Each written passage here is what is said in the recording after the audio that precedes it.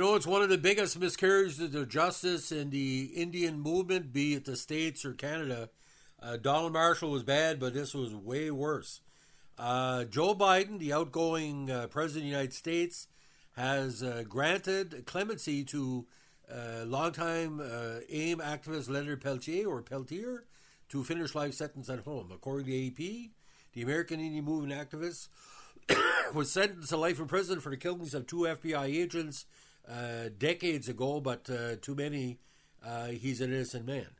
Now, just moments before leaving office, U.S. President Joe Biden commuted the life sentence of Indigenous activist Leonard Peltier, who was convicted in 75 killings of two FBI agents. Peltier was denied parole as recently as July and wasn't eligible for parole again until 2026. He was serving life in prison for the deaths of the agents during the standoff at the Pine Ridge Indian Reservation in South Dakota. He will transition to home confinement, Biden said in a statement. Biden has set the presidential record for most individual pardons and commutations issued. He announced on Friday he was commuting a sentence of almost 2,500 people convicted of nonviolent drug offenses. He also gave a broad pardon for his own son Hunter, who was prosecuted for gun and tax crimes. On Monday, Biden also pardoned Gerald Lundergan, a Democratic politician from Kentucky, who served the state House of Representatives. He was convicted of illegal campaign contributions to his daughter's failed U.S. Senate campaign. Ernest William Cromartie, a former Columbia, South Carolina City Council member who was convicted of tax evasion, also was pardoned. Now, the fight for Peltier's freedom is entangled with the indigenous rights movement. Nearly half a century later, his name remains a rallying cry. An enrolled member of the Turtle Mountain Band of Chippewa, North Dakota, Peltier was active in the American Indian Movement, which began in the 60s as a local organization in Minneapolis that grappled with issues of police brutality and discrimination against Native Americans. It quickly became a national force. The movement grabbed headlines in 1973 when it took over the village of Wounded Knee on the Pine Ridge Reservation, leading to a 71-day standoff with federal agents. Tensions between the movement and the government remained high for years. Now, June 26, 1975, agents went to Pine Ridge to serve arrest warrants amid battles over treaty rights and self-determination. After being injured in a shootout, agents Jack Collar and Ronald Williams were shot in the head at close range, the FBI has said. Also killed in the shootout was American Indian Movement member Joseph Stuntz. Two other movement members, Robert Robideau and Dino Butler, were acquitted of killing Kohler and Williams. After fleeing to Canada and being extradited to the States, Peltier was convicted of 2 counts of first-degree murder and was sentenced in 1977 to life in prison, despite defense claims that evidence again had been falsified.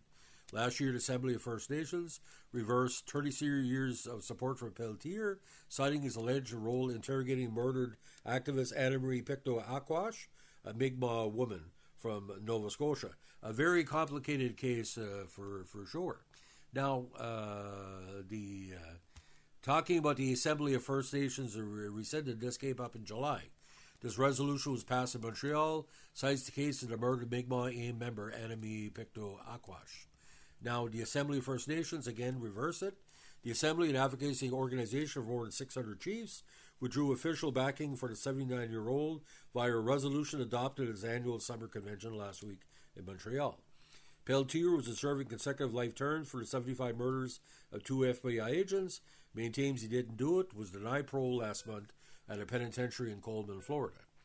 AFN chiefs passed a draft resolution on July 10th with hundreds in attendance, resolving to rescind an 87 resolution demanding his extradition to Canada and a 99 resolution urging Canada's Justice Minister to formally request the activists be freed. To supporters, Peltier is a wrongly convicted political prisoner and never got a fair trial, a symbol of resistance in the Red Power movement. But Aquash's family has questioned his role in events before and after her death. Family and friends of the Mi'kmaq woman from Nova Scotia have maintained he played a role in interrogating her, whom he suspected of being an informant, the draft resolution says.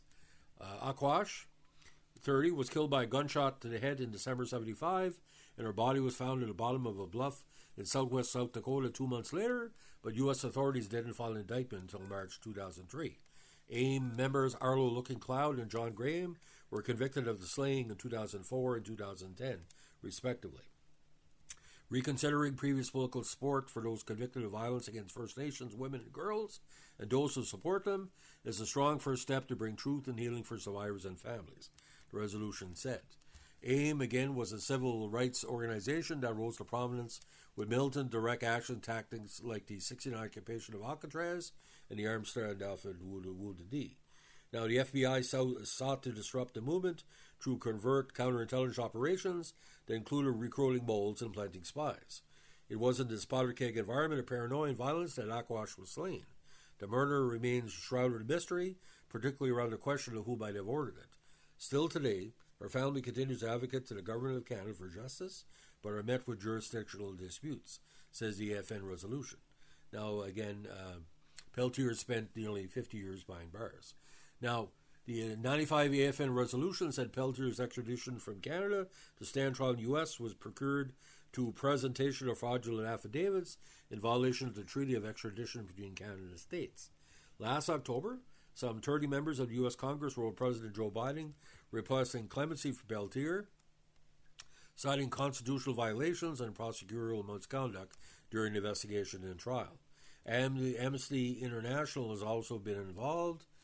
They said in recent statements, they maintained the FBI used threats and harassment to coerce later recanted witness testimony and withheld faulty ballistics evidence that would have helped Peltier's defense. In 2022, a UN working group on arbitrary detention concluded Peltier continues to be detained because he's a Native American in breach of the International Covenant on Civil and Political Rights. The FBI, however, staunchly opposes clemency for Peltier. In a June 7th letter to the U.S. Parole Commission, this was last year, the agency called him a remorseless killer whose legal arguments are unfounded and debunked. South Dakota's Attorney General, citing evidence introduced in the Graham's trial, maintains Peltier confessed to the murders of Aquash and other members of the motorhome in Washington, which ultimately led to her execution. The Assembly's resolution on Peltier was bundled with 4 others concerning justice and law and passed as a package with no objections and 6 abstentia. The package was debated for 30 minutes, but no delegate spoke on the Peltier resolution specifically. So a very, very complex situation, ladies and gentlemen. We still exactly don't know if Peltier is guilty, not guilty, or what the possibility, and the thing is, what was a Mi'kmaq woman from Nova Scotia doing with the AIM movement in the States? Because obviously there's more to do at home, but like I said, highly controversial. But Wounded Knee, of course, you got Oka, you got all these, like the Salmon Wars on the North Shore. I think the Listugush situation getting invaded, or the Restigouche Reserve, is directly linked to the Americans and the Quebec government really concerned about like the ramifications of AIM. So, ladies and gentlemen, Peltier got clemency, serving his last few years sentence at home. If you like what we're doing here, we're an informative podcast. Let us know with a like, comment, subscribe, or share.